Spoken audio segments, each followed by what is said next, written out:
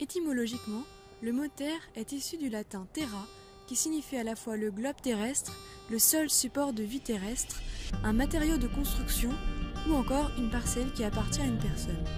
C'est aussi l'un des 4 éléments primaires, avec l'eau qui nous abreuve, l'air que nous respirons, le feu qui nous réchauffe et la terre qui nous porte.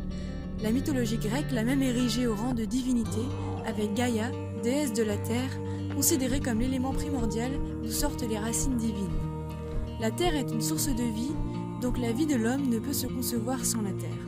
C'est un support et un produit de biodiversité, un écosystème à part entière qui résulte de la transformation de la croûte terrestre, dégradée et enrichie en apports organiques par les processus vivants.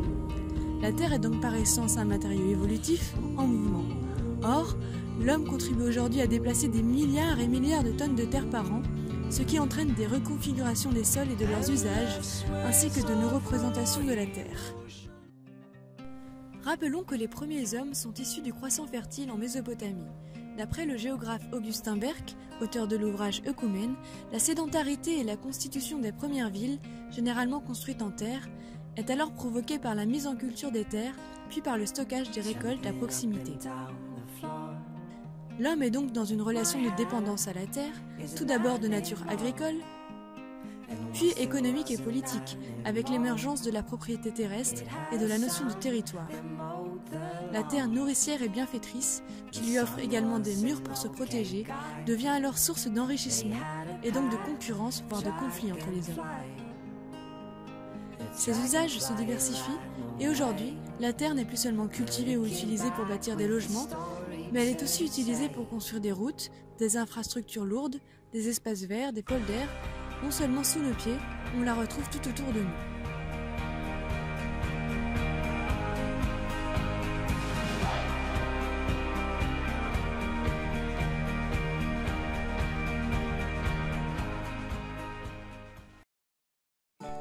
Terre ressource, elle est par ailleurs parfois mal perçue, notamment en cas de travaux qui nécessitent son excavation.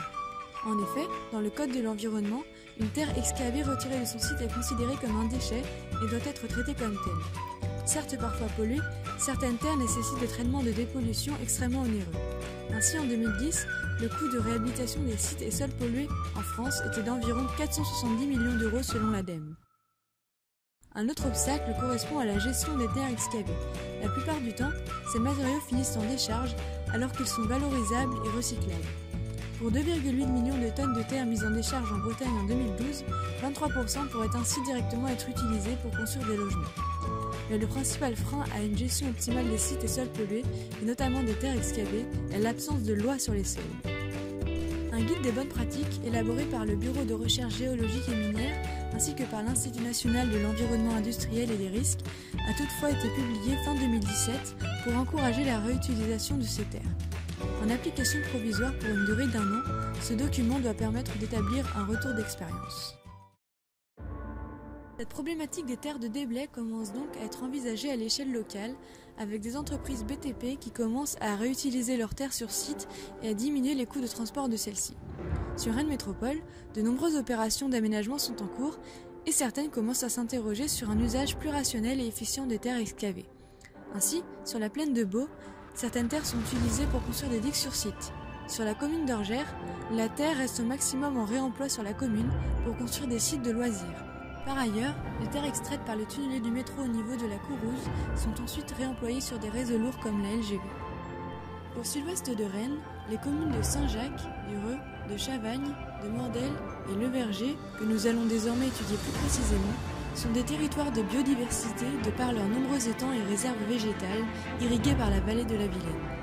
Le risque inondation y est aussi fortement présent et l'étalement urbain vient menacer cet écosystème fragile et qui constitue un territoire plus large que ces simples communes, qui va même au-delà des frontières politiques et administratives de Rennes Métropole. La question des terres excavées doit alors être envisagée sous des angles techniques et juridiques pour comprendre leur gestion, mais aussi dans une perspective environnementale afin de les intégrer dans un système à la fois naturel et largement urbanisé, mais aussi d'acteurs qui interagissent au sein et en lien avec cet écosystème. Enfin, l'aspect économique et politique peut être interrogé pour comprendre les intérêts de la mobilisation de tous les acteurs. La synthèse de ces concepts peut alors être produite à tous les territoires.